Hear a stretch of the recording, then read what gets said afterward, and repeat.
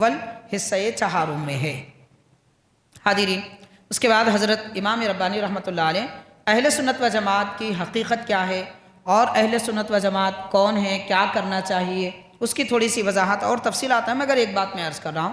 ارشاد فرماتے ہیں اللہ تعالیٰ نے بزرگوں کی ارادت کے سلک میں داخل کیا ہے، یعنی جو لوگ اولیاء اللہ بزرگان دین کے سلسلے میں داخل ہیں، قادری ہیں، چشتی ہیں، سہروردی ہیں، نقشبندی ہیں اور دیگر سلاسل سے اگر آپ کا تعلق ہے تو حضرت امام ربانی رحمۃ اللہ علیہ فرما رہے ہیں تو ان کی مطابعت کو لازم پکڑیں، یعنی آپ نے جو سلسلے میں بیعت کی ہے ان کی پیروی کریں، جاہلوں کی پیروی نہ کریں، بدگمانی کرنے والوں کی پیروی نہ کریں، ان کی پیروی کریں، ان کے پیچھے چلیں، اطاعت کریں جن کے سلسلے میں آپ داخل ہوئے ہیں۔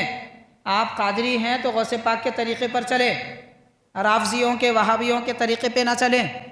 آپ نقشبندی، سہروردی، چشتی ہیں تو ان بزرگوں کے طریقے پر چلیں، بدعقیدہ لوگوں کے طریقہ اختیار نہ کریں۔ حضرت امام ربانی فرما رہے ہیں اور فرماتے ہیں سب سے پہلے اپنے عقائد کو اہل سنت و جماعت کے عقائد کے موافق درست کر لیں، یعنی اہل سنت و جماعت کے عقیدے کیا ہیں، ان بزرگوں کی کتابیں پڑھیں، ان کے ملفوظات پڑھیں، ان کے مکتوبات پڑھیں، یا علماء کرام سے معلوم کریں کہ ان کا عقیدہ اللہ کے بارے میں کیا ہے، رسول پاک صلی اللہ علیہ وسلم کے بارے میں کیا ہے، دین اسلام کے متعلق کیا عقیدہ ہے، جنت دوزخ کے بارے میں کیا ہے، صحابہ اہل بیت کے متعلق کیا عقیدہ ہے۔ پہلے وہ عقیدے معلوم کریں۔ ہمارے اکابر اور ہمارے اولیاء جو عقیدے پر چلے ہیں، امام ربانی فرماتے ہیں آپ اگر ان سے آپ کا تعلق ہے تو ان کے طریقے پر چلیں۔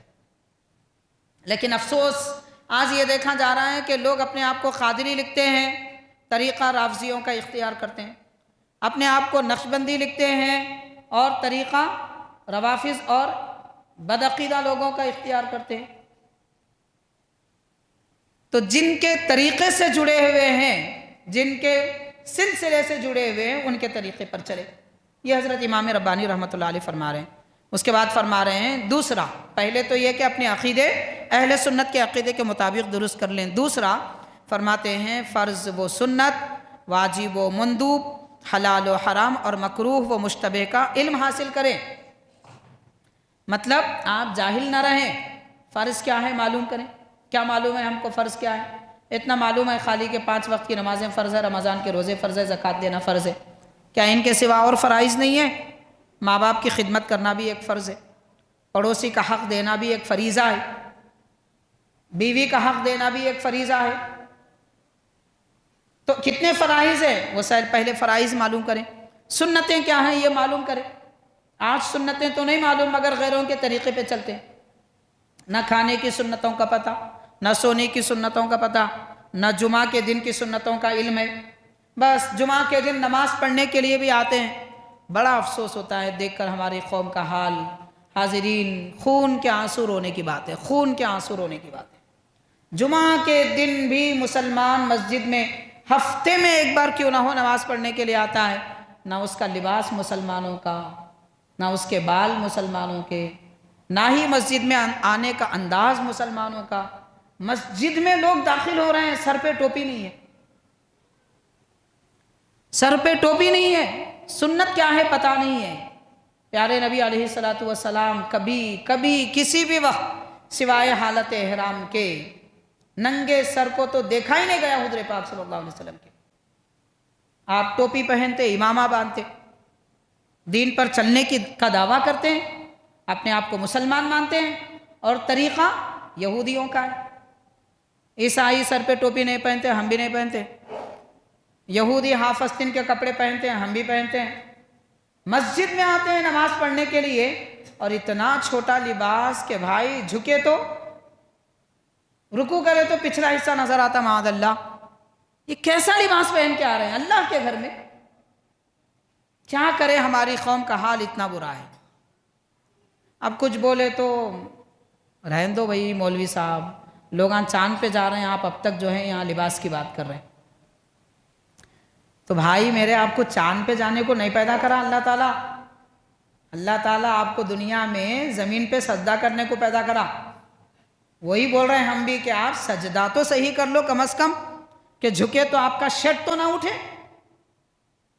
آپ کا سطر تو نہ کھلے، آپ کے سطر پہ پیچھے والوں کی نظر تو نہ پڑے، سجدہ رکوع تو صحیح کرو۔ یہ بول رہے ہیں جس کام کے لیے پیدا ہوئے وہ صحیح کرو، جس سے ہماری غرض ہی نہیں ہے وہ باتیں کر رہے ہیں۔ اور ایسا بولتے ہیں لوگ چاند پہ چلے گئے، جیسا کہ اب انہیں دوسرا قدم رکھنے والے ہیں چاند پہ، ایسا بولتے ہیں مل صاحبوں کو۔ آپ جس کام کے لیے پیدا ہوئے ہیں نا وہ کام کیجئے، چاند سے بھی اوپر جانے والے ہیں آپ، چاند آپ کے قدموں میں رہے گا۔ زمین پہ سجدہ کرنا سیکھ لو، بس اپنے رب کو منانا سیکھ لو، کافی ہے۔ اللہ تعالی ہم کو زمین پہ سجدہ کرنے کو پیدا کیا، چاند پہ جانے کو نہیں پیدا کیا۔ خیر، اب وہ جانے والے گئے نہیں گئے، جھوٹ ہے، ڈھکوسلے ہے، کہانیاں ہے، افسانے ہیں، خود وہ لوگ بول رہے ہیں، ہم نہیں بول رہے ہیں۔ 80 سال پہلے کوئی گیا تھا، 70 سال کے بعد ایک آدمی بول رہا ہے سب جھوٹ ہے، بولے سب کیمرے کا کھیل ہے، بول رہے ہیں آپ پڑھو، آپ کتابیں پڑھو، معلوم ہوتا آپ کو۔ دین کی کتابیں نہیں پڑھتے نا، کم از کم دنیا کے سائنسدانوں کی کتابیں تو پڑھو۔ 10 سال کے بعد پہلے والے سائنسدان کو دوسرا سائنسدان جھوٹا بول دیتا، اور ایک 10 سال کے بعد وہ پہلے والے کو دوسرا بول دیتا۔ یہ سلسلہ چل رہا۔ ایک دین ہے، اسلام ہے، آج تک کوئی مائے کا لال پیدا نہیں ہوا جو کہہ سکے اسلام کا یہ واقعہ جھوٹا ہے وہ صحیح ہے، کوئی نہیں کہہ سکتا۔ تو دنیا جھوٹی ہے، اب جھوٹوں کے پیچھے کیوں پڑے ہوئے ہیں؟ سچے لوگوں کی اطاعت کیجئے۔ خیر، تو حاضرین کرام، عرض کرنے کا مطلب یہ ہے کہ سنتیں اختیار کیجئے۔ حضرت امام ربانی رحمۃ اللہ علیہ فرما رہے ہیں مستحب کیا ہے، مندوب کیا ہے، فرض کیا ہے، حلال حرام کیا ہوتا ہے، مکروہ اور مشتبہ کیا ہوتا ہے، یہ سیکھو۔ وہ تو سیکھنے سے رہیں۔ پھر اس کے بعد آپ یہ بھی ارشاد فرماتے ہیں کہ اور تیسرے درجے میں صوفیاء کرام اولیاء اللہ کا علم آتا ہے۔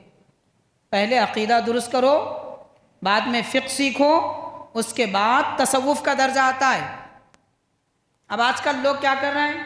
نہ عقیدہ معلوم، نہ فقہ معلوم، نہ مسائل معلوم، سیدھا بول رہے ہیں میں معرفت جانتا ہوں، میرے کو تصوف کا علم ہے۔ تصوف اتنا آسان ہے، علم معرفت جو اللہ والوں کے دلوں میں اللہ تعالیٰ نے انڈیل دیا ہے وہ علم اتنا آسان ہے۔ حضرت غوث پاک حضرت غریب نواز کیا اپنا وقت ایسے ہی معمولی زندگی کے ساتھ گزار کے وہ علم حاصل کیے تھے؟ 40 سال تک قوم سے، آبادی سے دور رہ کر راتوں عبادت کر کے انہوں نے وہ مرتبہ پایا ہے۔ اور آج ہم گٹکے کا پان چباتے ہوئے بولتے میں معرفت کی باتیں کر رہا ہوں۔ آپ اگر معرفت کی باتیں کرتے تو آپ کے منہ سے بدبو نہیں آتی، یہ جو پان کی بدبو آ رہی نا وہ نہیں آتی اگر آپ معرفت کی، واقعتاً معرفت کی، تصوف کی باتیں کرتے۔ آپ کو اگر معرفت کی باتیں آتی تو چہرہ سنت نبوی داڑھی سے سجا ہوا ہوتا۔ واقعتاً آپ اگر معرفت والے ہوتے تو آپ کا لباس بتاتا کہ ماشاءاللہ آپ واقعتاً اللہ والے ہیں۔ نہ لباس ہے، نہ صورت ہے، نہ شکل ہے، نہ نبی کی سنت ہے، نہ فرض واجب معلوم، نہ کچھ معلوم۔ ادھر نمازیں ہو رہی ہے، ادھر اذانیں ہو رہی ہیں، اور جناب ہے کہ بس پان چباتے بیٹھے ہوئے ہیں۔ یہ کیسی معرفت ہے؟ حاضرین کرام، یہ معرفت نہیں ہے، جھوٹ ہے، جھوٹ۔ بہرحال حضرت امام ربانی مجدد الفسانی رحمۃ اللہ علیہ فرما رہے ہیں تصوف کا درجہ تیسرا درجہ ہے۔ پہلے عقیدوں کا درجہ ہے، دوسرے مسائل کا درجہ ہے، پھر مسائل پر عمل، اس کے بعد تصوف کا درجہ ہے۔ آپ نے اپنا یہ کلام مکتوبات امام ربانی جلد 3 دفتر اول حصہ 4 صفحہ 66 میں لکھا ہے۔